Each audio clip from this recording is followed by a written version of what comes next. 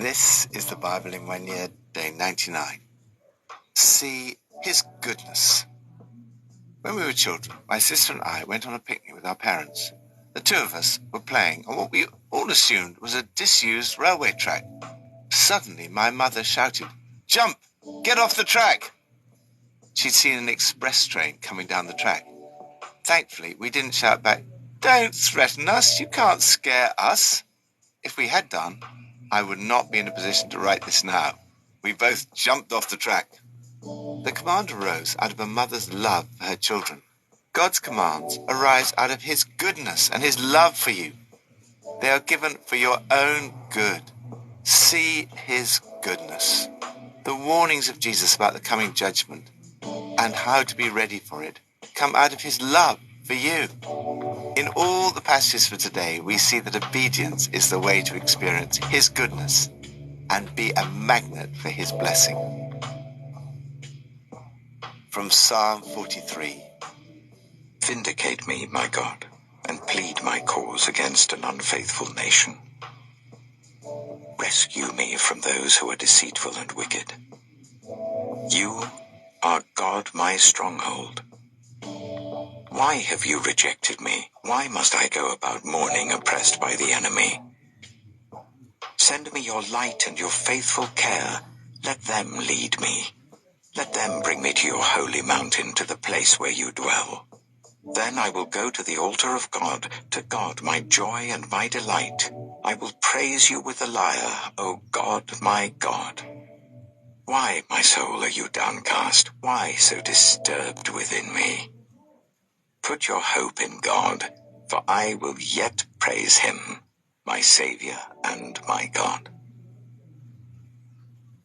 The presence of God. Like many of the great men and women of God down the ages, the writer is struggling with spiritual depression. He's downcast. His soul is disturbed within him. Jesus himself cried out, "Now my heart is troubled, and my soul is overwhelmed with sorrow." The psalmist is surrounded by an ungodly nation, a deceitful and wicked people. He's oppressed by the enemy. There's something very real and authentic about the Psalms. Life is not easy. We may face battles, opposition, and even depression. The right response is to turn to God, pray for God's guidance and his presence, his joy and delight. The focal point of God's presence with his people at that time was a temple in Jerusalem, built on a mountain. It was the place where you dwell.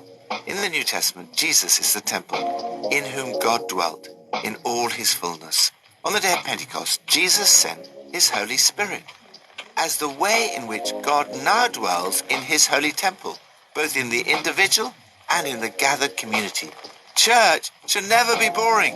It should be a place of joy, delight, and praise. At its heart, obedience is all about turning to God, trusting his goodness, no matter what the situation.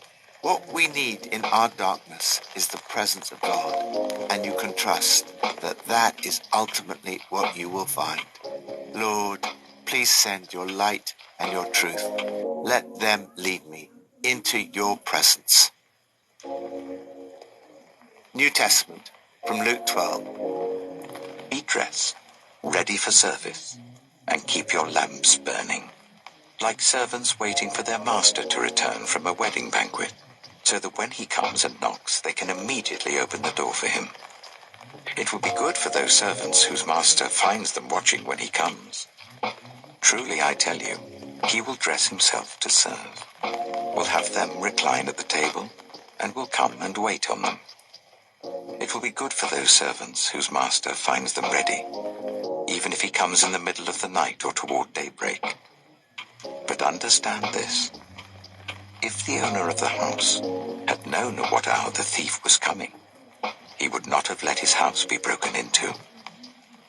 You also must be ready, because the Son of Man will come at an hour when you do not expect him. Peter asked, "Lord, are you telling this parable to us or to everyone?"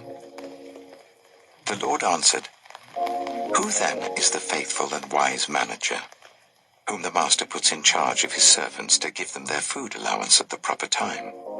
It will be good for that servant whom the master finds doing so when he returns. Truly I tell you, he will put him in charge of all his possessions. But suppose the servant says to himself, my master is taking a long time in coming. And he then begins to beat the other servants, both men and women, and to eat and drink and get drunk. The master of that servant will come on a day when he does not expect him, and at an hour he is not aware of. He will cut him to pieces and assign him a place with the unbelievers. The servant who knows the master's will and does not get ready or does not do what the master wants will be beaten with many blows. But the one who does not know and does things deserving punishment will be beaten with few blows.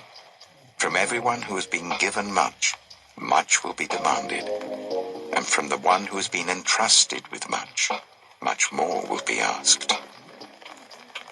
I have come to bring fire on the earth, and how I wish it were already kindled. But I have a baptism to undergo, and what constraint I am under until it is completed. Do you think I came to bring peace on earth? No, I tell you, but division. From now on there will be 5 in one family divided against each other, 3 against 2 and 2 against 3. They will be divided, father against son and son against father, mother against daughter and daughter against mother, mother-in-law against daughter-in-law, and daughter-in-law against mother-in-law. He said to the crowd, when you see a cloud rising in the west, immediately you say, it's going to rain, and it does.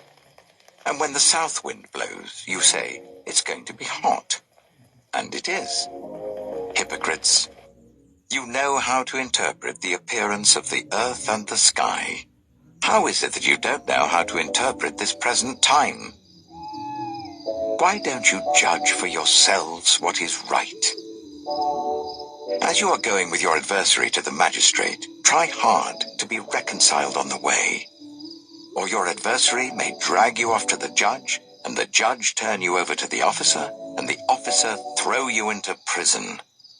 I tell you, you will not get out until you have paid the last penny. The reward of Jesus. Life is a wonderful gift. You have been entrusted with talents and responsibilities. It really matters how you use these. The warnings that run throughout this passage about how you use your life are given out of love. Jesus warns of the coming judgment and how to be ready. Jesus calls you to be ready for service.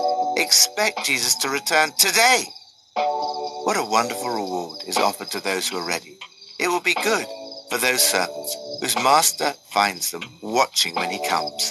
You will sit and eat with Jesus, and he will serve you. The goodness and grace of Jesus is almost unbelievable. He reverses the roles in a way that most human beings would never even contemplate. Be ready for when he returns. Be like the faithful and wise manager. You will be richly rewarded. It will be good for you. He will put you in charge of all his possessions. There's a danger in thinking that Jesus won't come yet, and we can carry on doing exactly what we like, and that there'll be plenty of time to put things right. It is the fact that the master is taking a long time in coming that deceives the unwise servant into neglecting his task and not acting as the master would want. To many people today, God seems a distant or irrelevant figure with little impact on their lives. This story is a warning to remind us that there will one day be a reckoning for all that we do, and we would be wise to act on that now. Jesus says that if you know something is wrong and do it anyway, that is worse than doing something wrong that you didn't realize. But the latter's still wrong. Jesus calls you to obey and serve him with faithfulness and wisdom. If you use what God has given you wisely, he blesses you by giving you more responsibility. The more that God has given you, the greater the responsibility to use it well. Jesus says from everyone who's been given much, much will be demanded. And from the one who's been entrusted with much, much more will be asked. If you have a happy home, a good education, health, friends, job, food, clothes, holidays, if you have access to the Bible, freedom to meet together and pray, and so on, then you are one of those to whom much has been given, and much will be expected. Jesus himself did not have an easy life. He says, I have a baptism to undergo, and how distressed I am until it is completed. Jesus lived under the shadow of the cross. He knew he was going to have to suffer. When we know we're facing some difficulty or challenge in our lives, we often feel constrained until it is accomplished. If we feel this with relatively small things, how terrible it must have been for Jesus as he saw ahead the horrors of crucifixion, bearing the sin of the whole world. This would be the means by which Jesus would bring us peace with God. Yet Jesus says that at one level, we will not always experience an outward peace. Rather, there will be division. Do you think I came to bring peace on earth? No, I tell you, but division. This division can even be with those who are most closely related to us. There may be a division between those who are for Jesus and those who are against him. Yet you are called to be a peacemaker. Always try hard to be reconciled. Lord, help me to be always ready for service and to make the most of everything that you have entrusted to me. Old Testament from Deuteronomy 11 and 12. Love the Lord your God and keep his requirements, his decrees, his laws, and his commands always. Remember today that your children were not the ones who saw and experienced the discipline of the Lord your God. His majesty, his mighty hand, his outstretched arm, the signs he performed and the things he did in the heart of Egypt, both to Pharaoh king of Egypt and to his whole country. What he did to the Egyptian army, to its horses and chariots, how he overwhelmed them with the waters of the Red Sea as they were pursuing you, and how the Lord brought lasting ruin on them. It was not your children who saw what he did for you in the wilderness until you arrived at this place. And what he did to Dathan and Abiram, sons of Eliab the Reubenite, when the earth opened its mouth right in the middle of all Israel and swallowed them up with their households, their tents, and every living thing that belonged to them. But it was your own eyes that saw all these great things the Lord has done. Observe, therefore, all the commands I am giving you today, so that you may have the strength to go in and take over the land you are crossing the Jordan to possess, and so that you may live long in the land that the Lord swore to your ancestors, to give them and their descendants, a land flowing with milk and honey. The land you are entering to take over is not like the land of Egypt from which you have come, where you planted your seed and irrigated it by foot, as in a vegetable garden.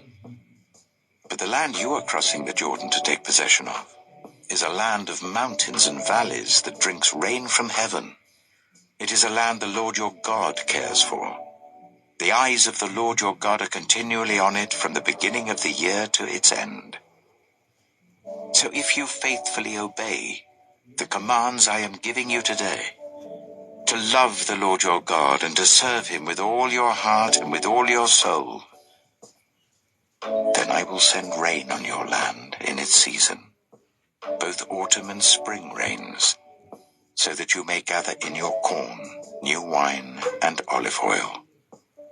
I will provide grass in the fields for your cattle, and you will eat and be satisfied. Be careful, or you will be enticed to turn away and worship other gods and bow down to them.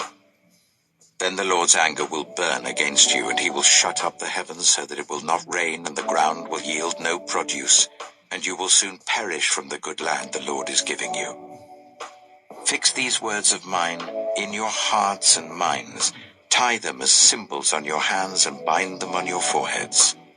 Teach them to your children, talking about them when you sit at home and when you walk along the road, when you lie down and when you get up. Write them on the door frames of your houses and on your gates, so that your days and the days of your children may be many in the land that the Lord swore to give your ancestors, as many as the days that the heavens are above the earth. If you carefully observe all these commands I am giving you to follow, to love the Lord your God, to walk in obedience to him and to hold fast to him, then the Lord will drive out all these nations before you, and you will dispossess nations larger and stronger than you. Every place where you set your foot will be yours. Your territory will extend from the desert to Lebanon, and from the river Euphrates to the Mediterranean Sea. No one will be able to stand against you. The Lord your God, as he promised you, will put the terror and fear of you on the whole land, wherever you go. See, I am setting before you today a blessing and a curse. The blessing, if you obey the commands of the Lord your God that I'm giving you today. The curse, if you disobey the commands of the Lord your God, and turn from the way that I command you today by following other gods, which you have not known. When the Lord your God has brought you into the land you are entering to possess, you are to proclaim on Mount Gerizim the blessings, and on Mount Ebal the curses. As you know, these mountains are across the Jordan, westward towards the setting sun, near the great trees of Moreh, in the territory of those Canaanites living in the Arabah, in the vicinity of Gilgal. You are about to cross the Jordan to enter and take possession of the land the Lord your God is giving you. When you have taken it over and are living there, be sure that you obey all the decrees and laws I am setting before you today. Deuteronomy chapter 12. These are the decrees and laws you must be careful to follow in the land that the Lord, the God of your ancestors, has given you to possess, as long as you live in the land. Destroy completely all the places on the high mountains, on the hills, and under every spreading tree, where the nations you are dispossessing worship their gods. Break down their altars, smash their sacred stones, and burn their Asherah poles in the fire. Cut down the idols of their gods and wipe out their names from those places. You must not worship the Lord your God in their way. But you are to seek the place the Lord your God will choose from among all your tribes to put his name there for his dwelling. To that place you must go. There bring your burnt offerings and sacrifices, your tithes and special gifts, what you have vowed to give, and your freewill offerings, and the firstborn of your herds and flocks. There, in the presence of the Lord your God, you and your families shall eat and shall rejoice in everything you have put your hand to, because the Lord your God has blessed you. You are not to do, as we do here today, everyone doing as they see fit, since you have not yet reached the resting place and the inheritance the Lord your God is giving you. But you will cross the Jordan and settle in the land the Lord your God is giving you as an inheritance, and he will give you rest from all your enemies around you, so that you will live in safety. Then, to the place the Lord your God will choose as a dwelling for his name, there you are to bring everything I command you, your burnt offerings and sacrifices, your tithes and special gifts, and all the choice possessions you have vowed to the Lord. And there rejoice before the Lord your God, you, your sons and daughters, your male and female servants, and the Levites from your towns, who have no land allotted to them or any inheritance of their own. Be careful not to sacrifice your burnt offerings anywhere you please. Offer them only at the place the Lord will choose in one of your tribes, and there observe everything I command you. Nevertheless, you may slaughter your animals in any of your towns, and eat as much of the meat as you want, as if it were gazelle or deer, according to the blessing the Lord your God gives you. Both the ceremonially unclean and the clean may eat it. But you must not eat the blood. Pour it on the ground like water. You must not eat in your own towns the tithe of your corn and new wine and olive oil, or the firstborn of your herds and flocks, or whatever you have vowed to give, or your freewill offerings or special gifts. Instead, you are to eat them in the presence of the Lord your God at the place the Lord your God will choose. You, your sons and daughters, your male and female servants, and the Levites from your towns. And you are to rejoice before the Lord your God in everything you put your hand to. Be careful not to neglect the Levites as long as you live in your land. When the Lord your God has enlarged your territory as he promised you, and you crave meat, and say, I would like some meat, then you may eat as much of it as you want.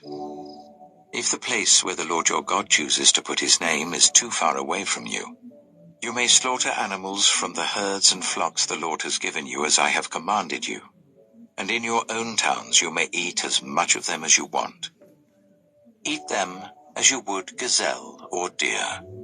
Both the ceremonially unclean and the clean may eat. But be sure you do not eat the blood, because the blood is the life, and you must not eat the life with the meat. You must not eat the blood. Pour it on the ground like water. Do not eat it, so that it may go well with you and your children after you, because you will be doing what is right in the eyes of the Lord.